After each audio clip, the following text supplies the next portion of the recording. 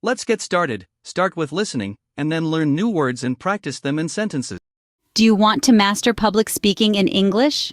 Well, you're in the right place. Public speaking is an art, a skill that's crucial in today's world. Whether you're delivering a lecture, making a business presentation, or giving a toast at a social gathering, the ability to speak confidently and engagingly in front of an audience is a powerful tool. In this episode, we're going to delve into the intricacies of public speaking in English. We'll explore 3 key areas that can make or break your presentation: structuring your speech, speaking with self-assurance, and enhancing your message with nonverbal communication. Imagine being able to craft a clear and logical outline for your presentation, overcoming stage fright, and engaging your audience with effective body language. These are just a few of the strategies we'll discuss to help you deliver polished and professional presentations in English. So, are you ready to take your public speaking skills to the next level? A well-structured presentation is the foundation of effective public speaking. This is a truth universally acknowledged by seasoned orators and novices alike. So let's delve into the art of crafting a clear and logical outline. Imagine your presentation as a journey. Your outline is the map that guides your audience, keeping them engaged and on track. Start by identifying your key points. These will be the landmarks on your journey, the pivotal moments that shape your narrative. Each point should be distinct yet interconnected, forming a cohesive story. Once you've established your key points, you'll need to develop supporting arguments or evidence for each one. These are the scenic routes on your journey, adding depth and context to your main points. Remember, balance is key. Your audience needs enough detail to understand your point, but not so much that they lose sight of the overall message. Now let's talk about signposting language. This is the language that signals what's coming next, like a signpost on a road. Phrases like "firstly," "on the other hand," and "in conclusion" are examples of signposting language.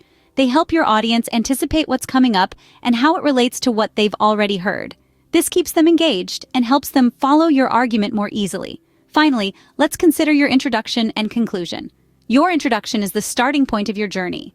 It should grab your audience's attention, make the purpose of your presentation clear, and give an overview of what's to come. Your conclusion, on the other hand, is the destination. It should summarize your key points, reinforce your message, and leave a lasting impression. In sum, a well-structured presentation has a clear and logical outline, uses signposting language to guide the audience, and features compelling introductions and conclusions.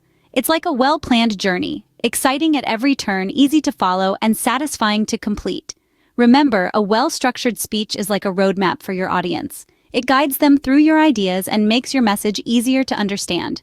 So, take the time to structure your presentation effectively. It will be worth the effort. Confidence is key when it comes to public speaking. Confidence may not come naturally to everyone, but that doesn't mean it's out of reach. Here are some tips to help you overcome stage fright and build up your confidence. Firstly, let's tackle stage fright. It's perfectly normal to feel a rush of adrenaline before stepping onto the stage. Look at it as your body's way of preparing you for a performance. Harness that energy and use it to fuel your presentation. One practical way to manage your nerves is through deep breathing. Just before you start, take a moment to close your eyes and take several deep breaths. This simple exercise can help to calm your nerves and clear your mind. Now, on to maintaining a strong, clear voice. Your voice is your primary tool when giving a presentation. To ensure it's strong and clear, remember to hydrate and do some vocal warm-ups before you speak. When you're on stage, be mindful of your pace. Speak slowly and clearly to ensure your audience can understand you. And don't forget to project your voice so it reaches the back of the room. Finally, let's discuss how to engage with your audience and keep their attention. The secret here is to make your presentation a two-way conversation. Instead of just talking at your audience, interact with them. Ask rhetorical questions, pause for effect, or use anecdotes to make your presentation more relatable. Make eye contact and use your body language to show your enthusiasm for the topic. Remember, if you're interested in what you're saying, your audience will be too. Building confidence takes time and practice. The more you speak in public, the more confident you'll become. So don't be disheartened if you don't get it right the first time. Instead, embrace every opportunity to speak as a chance to improve and grow. So always remember to breathe, practice, and engage with your audience. Confidence is something you cultivate. Nonverbal communication can make or break your presentation. Let's dive right in. Body language is one of the most powerful tools in your public speaking arsenal. It's the silent song that your audience is always tuning into. A confident stance, a relaxed posture, and open gestures can signal credibility and command respect. Conversely, a closed posture or fidgety movements can detract from your message and make you seem less confident or trustworthy. Now, let's talk about gestures. Gestures are the punctuation marks of your nonverbal language.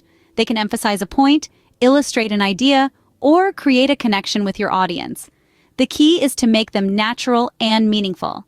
Avoid robotic or repetitive movements. Instead, try to match your gestures with the rhythm and content of your speech. A well-timed hand movement can underscore a significant point, while a warm, open gesture can invite your audience in and make them feel included. Next up, eye contact. Eye contact is a powerful way to establish a personal connection with your audience. It shows that you're confident, engaged, and genuinely interested in sharing your ideas. Try to maintain eye contact with different members of your audience for a few seconds at a time. This creates a sense of intimacy and makes each person feel like you're speaking directly to them. Last but not least, we have facial expressions and movement. Your face is the canvas upon which your feelings and thoughts are painted. A warm smile can make your audience feel welcome, while a serious expression can underscore the gravity of your points. Similarly, purposeful movement can add dynamism to your presentation. Walking towards your audience can signal engagement and excitement, while moving back can give space for reflection or signify the transition to a new point. In conclusion, nonverbal communication is a symphony of signals that enhances your verbal message. It's the secret sauce that can transform a good presentation into a great one. So, pay attention to your body language, use gestures and eye contact effectively, and remember to express yourself with your facial expressions and movement. Keep in mind, your body speaks louder than words. Use it to reinforce your message. Mastering public speaking is a journey, not a destination. As we close this chapter, let's recap the key points we've covered in this video. The foundation of any effective presentation lies in its structure. Remember to create a clear and logical outline, use signposting language to guide your audience, and craft compelling introductions and conclusions. Your confidence can make or break your speech. Overcome stage fright, maintain a strong, clear voice, and engage your audience to keep their attention. Nonverbal communication is equally crucial. Your body language, eye contact, and even facial expressions enhance your message and keep your audience engaged. These strategies are all about polishing your presentation skills and helping you communicate more confidently and effectively in English, regardless of the public speaking scenario. Remember, every great speaker was once a beginner. Start where you are, use what you have, and always strive to improve. You've got this. Let's learn new words and practice English at level C1. Engagement. Engagement, the act of capturing and holding attention. Example, to keep your audience engaged, make sure to maintain eye contact and use gestures during your presentation.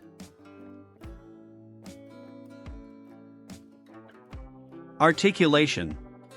Articulation, the clear and precise pronunciation of words. Example, good articulation is key to ensuring your message is understood by everyone in the room. Pacing. Pacing, the speed at which you deliver your speech or presentation. Example, proper pacing allows your audience to absorb the information without feeling overwhelmed.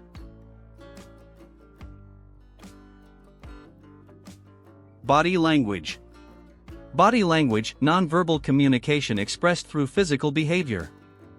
Example, positive body language, such as standing tall and using open gestures, can make you appear more confident and approachable.